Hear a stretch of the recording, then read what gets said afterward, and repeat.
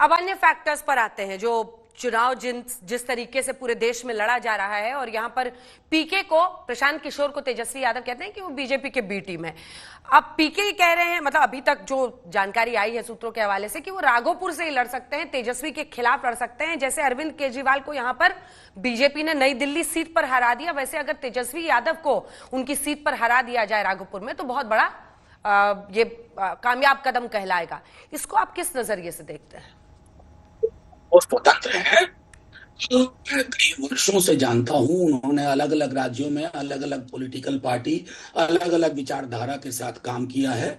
और ये on record है कि माननीय मुख्यमंत्री नीतीश कुमार जी ने प्रेस में कहा था कि मुझे अमित शाह जी ने कहा कि इसको अपनी पार्टी का उपाध्यक्ष बना लो। तो इसलिए बी टीम अगर कहा जा रहा है, तो इसके लिए आर्काइव में जाने की जरूरत नहीं है। 5-6 वर्ष पूर्व के मीडिया बाइट्स आसानी से अवेलेबल है। वो चुनाव लड़ें, वो स्वतंत्र हैं, बालिग हैं, स्वतंत्र हैं, उनके पास संसाधन है, बिल्कुल आए और लड़ें। लेकिन मनोज जी, मेरा ये मानना है एक पॉलिटिकल एनालिस्ट के तौर पर कि आप आकलन जो कर रहे हैं उसमें ज्यादा गंभीरता से जाने की जरूरत है, क्योंकि ऐसे ही आप लोग ओवैसी साहब को भी बी टीम कहते हैं।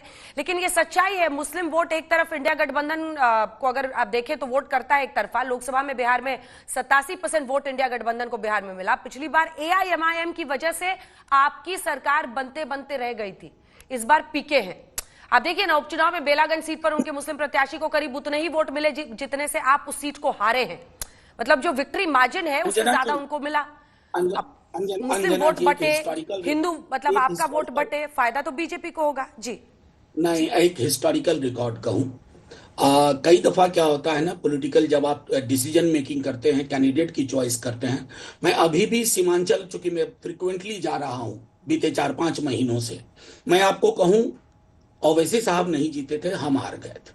कई दफा क्या होता है, लोकल फैक्टर्स, कैंडिडेट्स, ट्रैक्शन किसका ज्यादा था। जी जी जी हाँ। मनोज जी, एक सवाल मैं एकदम इस नजरिए से पूछ रहा हूँ, ईमानदारी से बताइएगा, अंदर की बात आप ही जानते हैं, क्योंकि अब मैं अलग अलग सवाल पर इसको ले जा रही हूँ। आप लालू परिवार के बहुत करीब हैं, आप तेजस्वी जी, लालू जी सबसे इंटरैक्ट करते रहे और लंबे समय से ये है।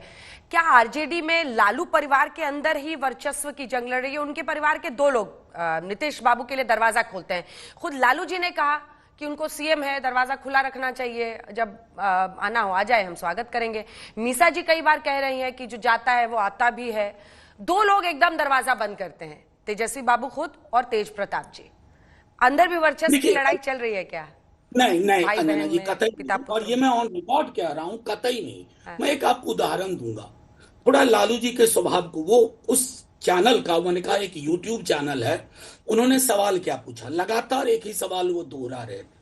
लालू जी का तो स्वभाव ये है कि जिन व्यक्तियों ने उन पर मुकदमा किया, वो भी जब दरवाजा ठकठकाए तो लालू जी ने कहा अंदर आ जाओ। दूसरा उदाहरण देता हूं अंजना जी, संभवतः लालू जी के खिलाफ सबसे ज्यादा मीडिया के लोगों ने लिखा और बोला।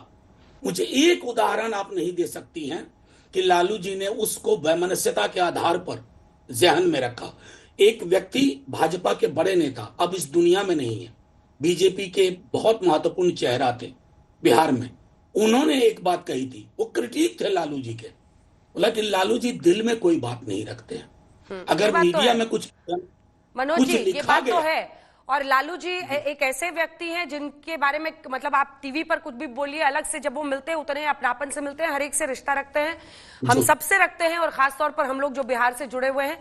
ये उनकी नई जी पीढ़ी के बारे में मैं नहीं कह सकती हूं, लेकिन खैर इसको जाने दीजिए। चलते चलते आखिरी सवाल, 2 सवाल, एक छोटे छोटे जवाब दीजिएगा। मैं चाहती हूं कि आप शेरो शायरी खूब करते हैं देश की नहीं संसद में, तो अपने नहीं अंदाज में इस इंटरव्यू का समापन कीजिए। लेकिन उससे पहले नीतीश बाबू में वो कौन सी मतलब कौन सा वो अमृत है जिसकी वजह से चाहे आप हो चाहे बीजेपी हो, उनको लपक लेते हैं?